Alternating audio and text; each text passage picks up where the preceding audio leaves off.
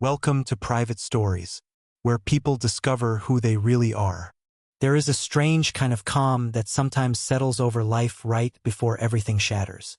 Like the air before a storm when the sky looks harmless yet something inside you whispers that trouble is already on its way. My name is Nathan, and for nearly 8 years I believed my marriage to Lauren was solid. Something steady. Something that could survive anything. I was wrong. It began with a conversation so ordinary that I almost forgot it even happened. We were eating dinner on a quiet Thursday evening, the kind of night where nothing special was supposed to occur. Lauren was swirling red wine in her glass, not drinking it, just watching it move as if her thoughts were somewhere else entirely. "Oh, by the way, there is a small get-together tomorrow," she said casually, not looking at me. "A few people from the office, nothing wild." Her tone felt rehearsed, too careful, like she was measuring my reaction before committing to the story. Something about it made my stomach tighten. I set my fork down slowly. "I am not sure that is a good idea," I said. "We have been distant lately. Maybe we should spend the evening together instead." She rolled her eyes, not dramatically, just enough to show irritation. "Nathan, it is just a party, not a weekend in Vegas. I am not asking for permission." The way she said permission stung more than it should have. I wanted to argue, to say something sharp enough to stop her from going, but the words never came. Instead, silence spread between us like fog. She changed the subject, and we finished dinner talking about trivial things as if the conversation had not happened. But it had, and it stayed with me. Friday arrived with an uneasy heaviness. Lauren came home later than usual, dropped her keys on the table without greeting me, and went straight upstairs. No small talk, no kiss, nothing. About 40 minutes later, she came back down. At first, I did not recognize her. She was wearing a fitted black dress I had never seen before, elegant and bold at the same time, paired with heels that made her look taller, sharper, almost like a stranger wearing my wife's face. Her hair fell in loose waves over her shoulders, her makeup flawless, lips a deep shade of red. She looked like she belonged at a gala, not a casual office gathering. "You are really going?" I asked, trying to keep my voice neutral. "Yes," she said shortly while checking her phone. "Do not wait up." No explanation, no reassurance, just a statement. Then she grabbed her purse and walked out. The door closed with a soft click that somehow sounded louder than a slam. I stayed on the couch long after her car disappeared. The house felt too quiet, too empty.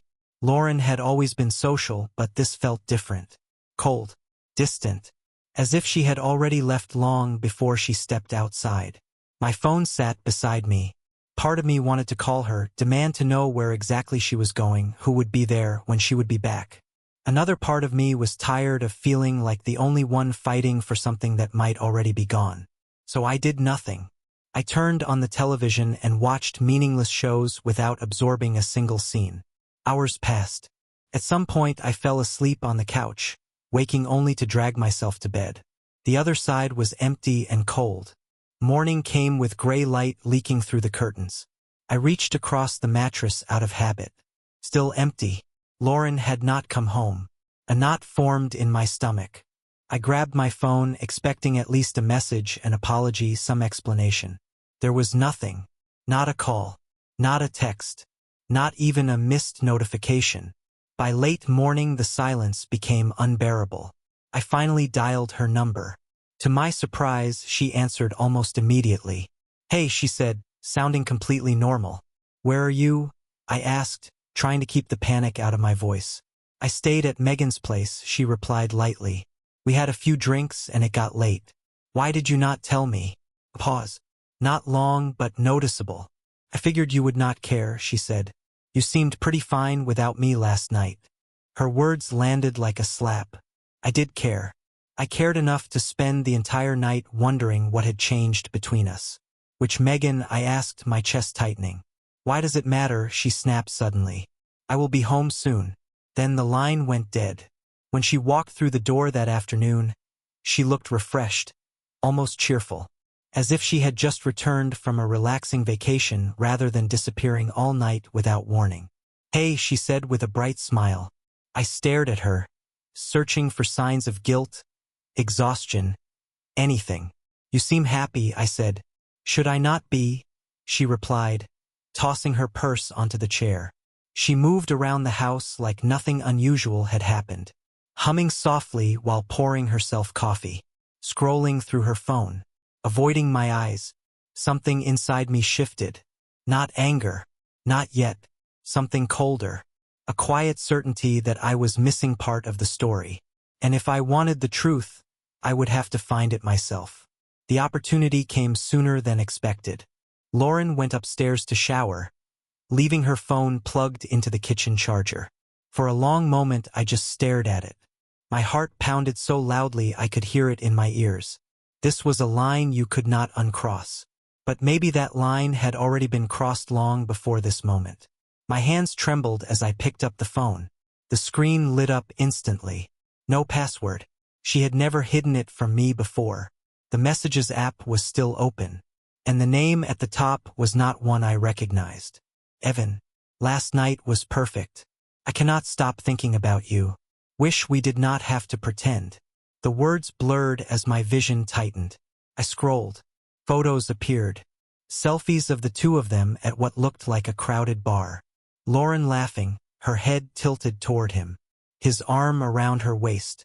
In one picture her hand rested on his chest, fingers curled as if she belonged there. I felt something inside me break in a way that made no sound. Not anger, not even heartbreak at first. Just a hollow drop, like the floor had vanished beneath my feet. My wife had not just gone to a party. She had gone to him, and judging by the messages, she had not come home because she never planned to. Upstairs, the shower shut off. Panic surged through me. I placed the phone back exactly where it had been, aligning the cable the same way, wiping the screen with my sleeve. Then I sat at the table, staring at nothing, trying to slow my breathing.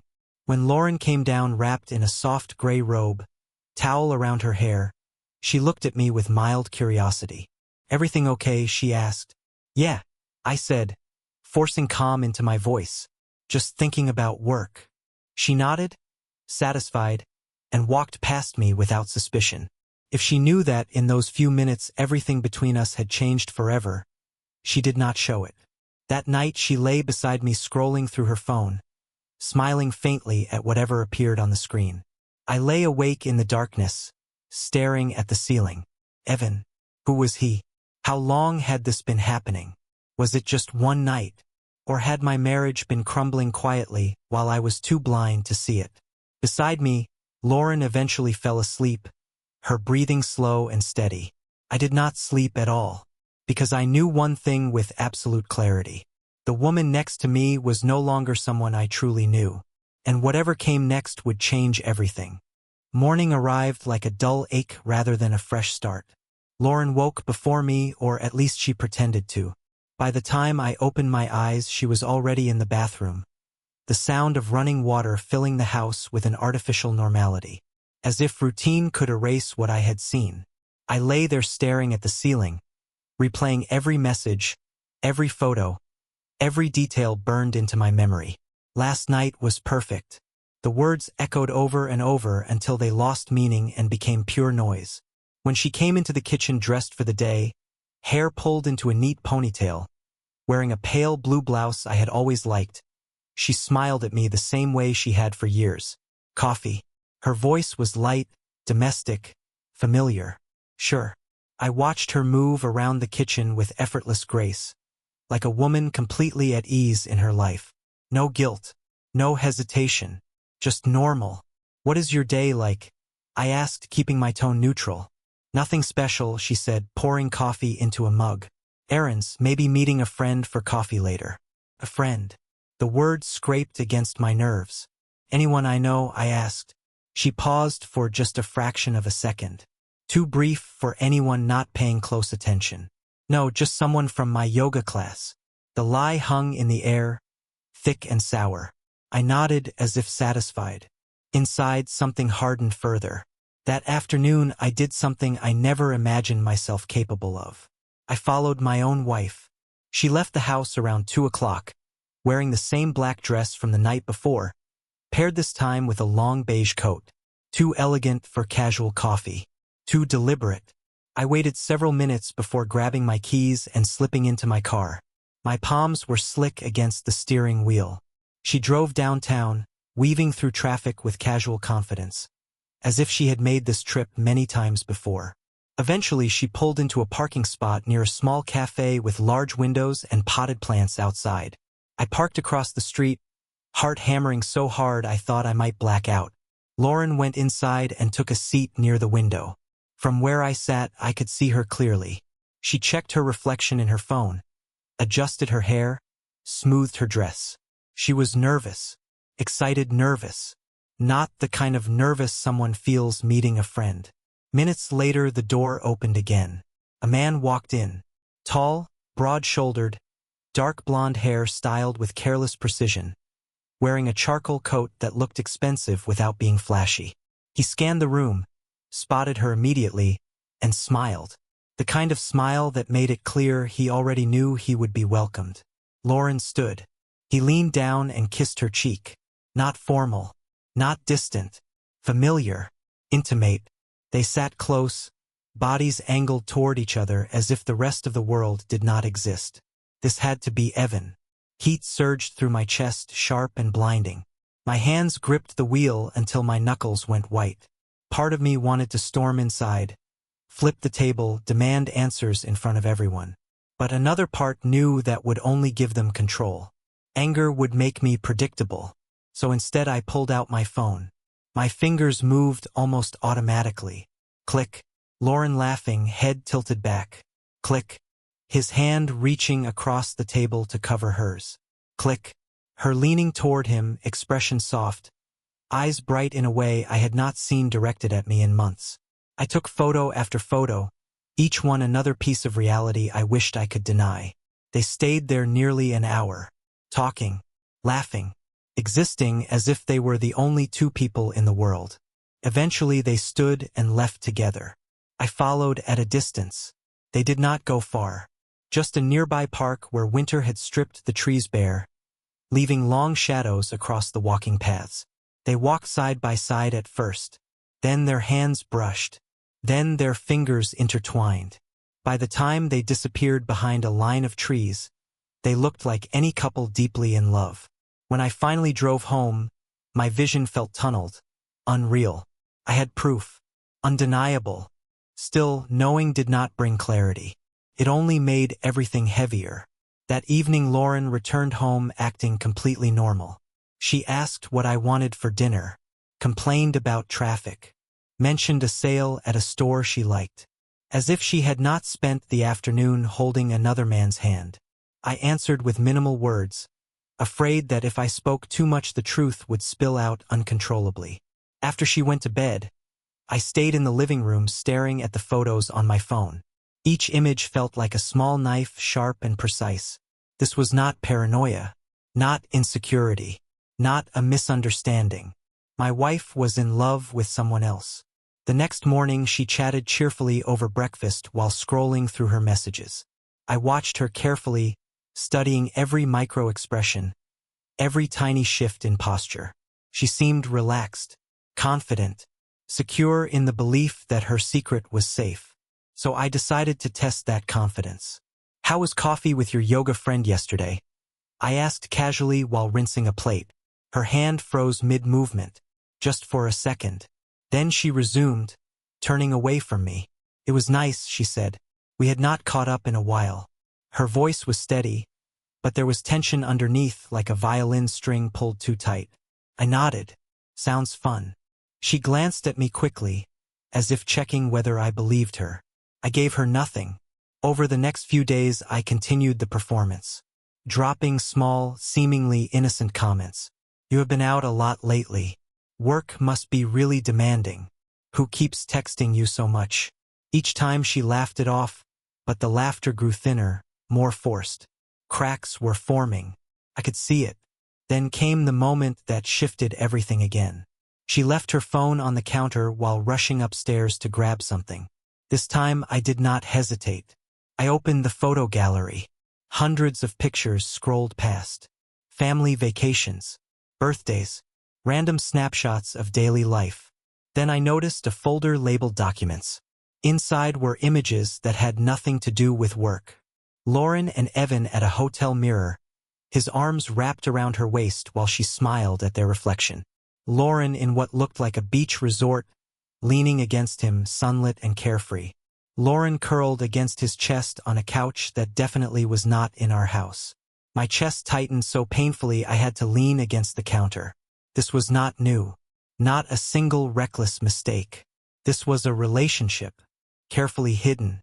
Carefully maintained. I sent the photos to my own phone, then erased the evidence of my intrusion.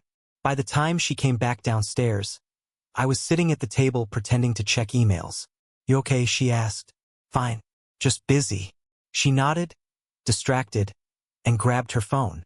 If she noticed anything, she did not show it. That evening we sat in the living room with the television murmuring in the background.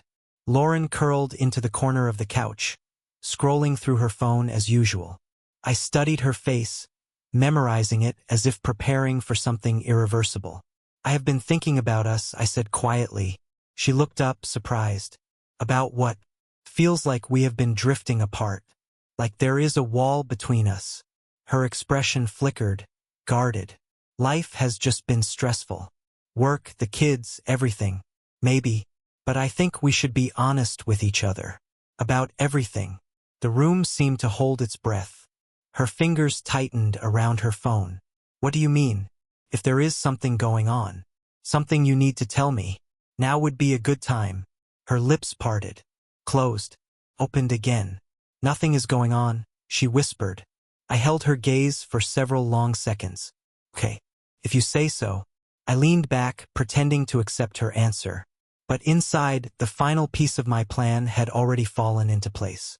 Because if she would not tell the truth voluntarily, I would force it into the open. And once it was out, there would be no putting it back. The next morning I woke before dawn, long before the alarm, long before the world outside had decided to exist. Sleep had become shallow and fragile, more like drifting in dark water than resting. Lauren lay beside me, her back turned, breathing slow and even. For a moment I watched her, searching for any trace of the woman I had fallen in love with. She looked peaceful, innocent, untouched by the chaos she had created. I quietly slipped out of bed and went downstairs. The house was cold, silent, heavy with unspoken truths. On the dining table, I spread out the photos I had printed late the night before. Lauren in Evan's arms. Lauren smiling into his shoulder. Lauren looking happier than she had looked with me in a very long time. Each image felt like proof not only of betrayal but of replacement. As if I had already been erased from her life and simply had not been informed. I slid one photo into a plain white envelope. The one where they stood in front of a mirror, his hands possessive at her waist, her expression soft and glowing. Then I sealed it, carefully, deliberately, like closing a chapter. When Lauren came downstairs dressed for work, her hair sleek, her makeup perfect, she looked exactly like the woman everyone admired. Confident, composed, untouchable. "Morning," she said brightly. "Morning." My voice sounded distant even to me. She grabbed her purse from the chair, slinging it over her shoulder while checking her phone. "Running late. See you tonight." As she turned to leave, I spoke again. "Lauren." She paused in the doorway. "Yes." "Nothing. Just drive safe." She smiled faintly, distracted, and walked out. The front door closed. I waited several seconds, listening to her footsteps fade, the car engine start, then disappear down the street. Only then did I move. I walked to the window and watched until her car was completely gone. Then I picked up the envelope. Her spare purse sat on the chair where she had left it the day before. She often switched bags depending on her outfit. Without hesitation, I slipped the envelope inside. By the time she reached work, she would find it. And when she did, everything would begin to unravel. The hours that followed felt endless. I tried to focus on work emails, on tasks, on anything that would distract me from the storm I knew was building. My phone lay on the desk, screen dark, silent. Every vibration from other notifications made my heart jump. Then finally it rang. "Lauren." I answered calmly. "Hello." Her breathing was uneven, as if she had been running. Nathan, we need to talk. Do we? My voice remained steady. Where did you get that photo? I leaned back in my chair. I think the better question is why that photo exists at all. Silence. Heavy. Crushing. Then a broken whisper. I am so sorry. I ended the call. Not out of cruelty. Not out of revenge. But because there was nothing left to say in that moment. When she came home that evening, the transformation was shocking. Gone was the confident woman from that morning. Her hair was disheveled, makeup smudged, eyes swollen and red as if she had been crying for hours. She stood in the doorway like someone afraid to step inside her own life. I do not even know where to start, she said quietly. I crossed my arms, leaning against the wall. Try the beginning. She sank onto the couch, hands trembling in her lap. It started at a conference last summer. I did not plan for anything to happen. We were just talking. Then one night we had drinks. And her voice cracked. And it happened. And after that I did not know how to stop. You did not know how to stop? I repeated, my voice rising despite my efforts. Or you did not want to. She flinched but did not argue. Tears streamed down her face silently. I trusted you, Lauren. I built a life with you. A home. Family. And you destroyed it like it meant nothing. It did mean something, she sobbed. It still does. I made the worst mistake of my life. I regret everything. I do not expect forgiveness. I just needed you to know. Her words sounded desperate, sincere even. But sincerity did not undo months of deception. Did not erase the images burned into my memory. Did not give back the man I had been before I knew. I walked to the front door and opened it. You should stay somewhere else tonight. I need space. She stared at me, eyes wide with panic. Nathan, please. Not tonight. Please do not make me leave. I said nothing. The silence was answer enough. After a long moment she nodded weakly, grabbed her purse, and walked past me. When the door closed behind her, the house felt different. Not empty, just quiet in a way that allowed breathing again. Relief mixed with grief until I could not tell them apart. She did not return the next day, or the day after. She sent one message saying she was staying with a friend and would give me time. Time. As if time could rewind what had already happened. The silence became a strange companion, painful but also clarifying. For the first time in weeks my thoughts were not tangled in suspicion and doubt. They were sharp, decisive. I focused on Emily and Jake. They sensed something was wrong but did not understand the details. Mom is staying with a friend for a bit, I told them gently. Is she okay? Emily asked, her wide blue eyes filled with concern. Yes. She just needs some time. I hated lying. But I hated the idea of shattering their image of her even more. On the third evening my phone rang again. Lauren. Nathan, can we talk? Her voice was small, fragile. Please. I know you are angry. I need to explain. I hesitated. Part of me wanted to refuse to cut all ties immediately. But another part needed closure, needed to hear everything so there would be no lingering questions. Come over tonight after the kids are asleep, I said. She arrived looking like a shadow of herself. Hair pulled into a messy knot. Face pale. Eyes hollow from exhaustion. Thank you for seeing me. Sit. My tone was flat, emotionless. She sat across from me at the dining table, hands twisting together. I know I destroyed everything, she said quietly. I know I hurt you and the kids in ways I cannot undo. But I want to try to fix this. Fix us. A bitter laugh escaped me before I could stop it. Fix us. You think this can be fixed? I do not know, she admitted, voice breaking. But I have to try. I love you, Nathan. I never stopped loving you. What happened with Evan? It was a horrible mistake. 6 months of lies is not a mistake, Lauren. Forgetting an anniversary is a mistake. Buying the wrong groceries is a mistake. This was a choice, repeated over and over. She bowed her head, tears falling onto the table. You are right. It was a choice, and it is the worst one I have ever made. For nearly an hour she told me everything. How it started, how it escalated, How she convinced herself it was separate from our life. Like she could compartmentalize betrayal and still come home pretending nothing had changed. I thought it did not mean anything, she whispered. I thought I could control it, but I could not. Her voice sounded hollow, drained. I listened without interrupting, absorbing each detail like someone cataloging damage after a disaster. When she finished, silence stretched between us again. I do not know if I can ever trust you again, I said finally. You did not just betray me. You betrayed our family, everything we built, and I do not know if there is any way back from that. She nodded slowly. I will do anything. Therapy, cutting him off completely, whatever you need. Just please do not give up on us. But something inside me had already shifted too far. I stood and walked to the mantel where our wedding photo stood. Two smiling strangers frozen in a moment that now felt fictional. I do not think I can be that man again, I said quietly. After she left, I remained there for a long time, staring at that photograph. The past felt like a life belonging to someone else. And deep down I knew, this was not just a crisis. It was an ending. The next morning I made the call that turned a collapsing marriage into a finalized decision. My lawyer's office smelled faintly of coffee and polished wood. The kind of place designed to feel calm even when people's lives were unraveling. I sat across from him, hands clasped, staring at a framed certificate on the wall while he reviewed the paperwork. Are you certain you want to proceed, Mr. Carter? He asked carefully. Certain was not the right word, but necessary was. Yes. My voice did not shake.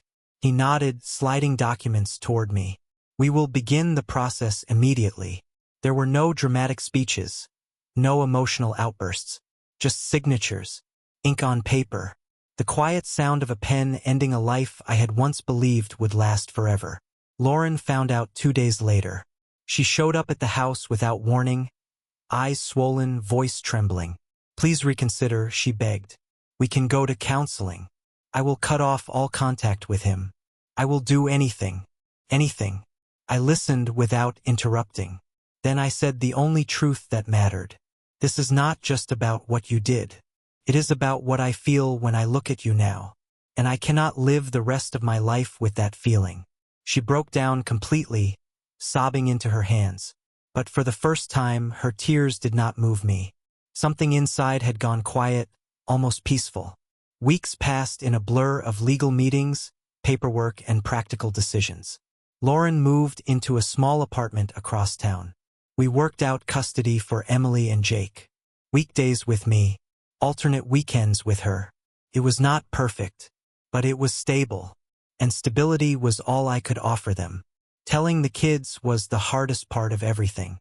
We sat together at the dining table, the same place where so many ordinary family dinners had once happened. Mom and I love you very much, I began, forcing calm into my voice. But we are going to live in different homes now. Emily's face crumpled instantly. Why, Daddy? Why cannot we all stay together? I swallowed the lump in my throat. Sometimes adults make mistakes and have to make hard choices. But nothing will ever change how much we love you. Jake stayed silent, his small fists clenched on the table. He did not cry, but his eyes were dark with confusion and hurt. It felt like breaking something fragile and irreplaceable. Lauren moved into her apartment the following week. The first weekend the kids stayed with her, the house felt unnaturally quiet. No laughter, no footsteps, no cartoons playing in the background. I paced from room to room, checking my phone constantly even though I knew they were fine. When they returned Sunday evening, Emily ran straight into my arms. We missed you. Jake tried to act brave but leaned into me longer than usual. Mom's place is okay, he said, but it does not feel like home. The words hurt and comforted at the same time. In the weeks that followed, I focused on rebuilding something resembling normal life. Work, school routines, weekend outings. I even started going to the gym again, something I had abandoned years earlier. One Saturday morning while flipping pancakes, Emily looked at me thoughtfully. Daddy, you smile more now. I blinked, caught off guard. Do I? She nodded seriously.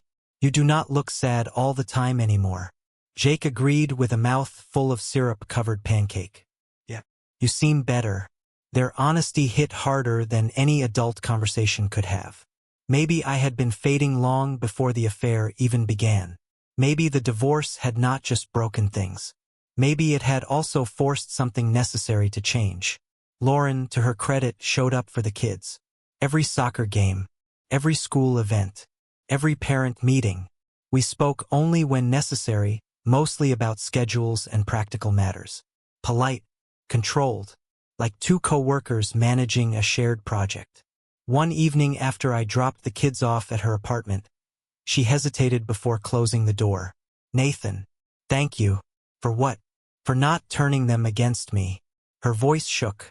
"I know I do not deserve it, but it means everything."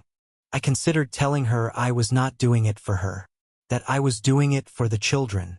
Instead, I simply nodded. "They deserve both of us." She gave a small, sad smile and closed the door. As weeks turned into months, the anger that had once consumed me slowly faded. Not because what she did became acceptable, but because carrying that weight forever would only poison the future. One evening I received a message from Mark, an old college friend I had not spoken to in years. He had heard about the divorce through mutual friends. We met at a small bar downtown. Nothing fancy, just dim lights, worn leather booths, and the low hum of conversations. "You look better than I expected," he said after our first round of drinks. I laughed softly. "That bad?" "Huh." He shrugged. "Honestly, you seem like you are holding it together." I glanced down at my glass. "I have to. The kids need me." He studied me for a moment. "You are allowed to live too, you know. When was the last time you did something just for yourself?" I opened my mouth to answer. Nothing came out, because I genuinely did not know. The conversation stayed with me long after we parted ways. The next day, I signed up for a full gym membership instead of occasional visits. At first it felt awkward, like stepping into someone else's routine. But gradually it became something I looked forward to. A place where I could exist as just Nathan, not a husband, not a divorced father, not a man defined by betrayal. That was where I met Sarah. She was not flashy or intimidatingly perfect. Just warm, approachable, with soft brown hair usually tied in a loose braid and kind hazel eyes that seemed to actually see people. We kept noticing each other during evening workouts. Small nods, polite smiles, nothing more, until one night she spoke first. "You are here almost as often as I am," she said with a friendly grin. "What is your secret?" I wiped sweat from my forehead, chuckling, trying to rebuild my life. Her expression softened immediately. "That is a pretty good reason. I am Sarah. Nathan." We ended up talking for nearly half an hour beside the stretching mats. Not about anything heavy, just everyday things. Work, hobbies, favorite places to eat. It felt surprisingly easy. Over the following weeks, we started chatting regularly, sharing workout tips, joking about crowded machines, sometimes grabbing smoothies afterward. It was simple, comfortable, normal. One night, as I tucked Emily into bed, she studied me with sleepy curiosity. "Daddy, you look happy again." Her words hit me unexpectedly. Maybe I was not fully healed, not completely free of the past, but no longer drowning in it. Lauren noticed too. During one custody exchange, she paused beside her car. "You seem different," she said cautiously. "I am trying to move forward." She nodded slowly. "You deserve to be happy." For once, her words did not sting. They sounded genuine. Life was not perfect, but it was moving forward. And for the first time in a very long time, so was I. Thank you for watching this video to the end.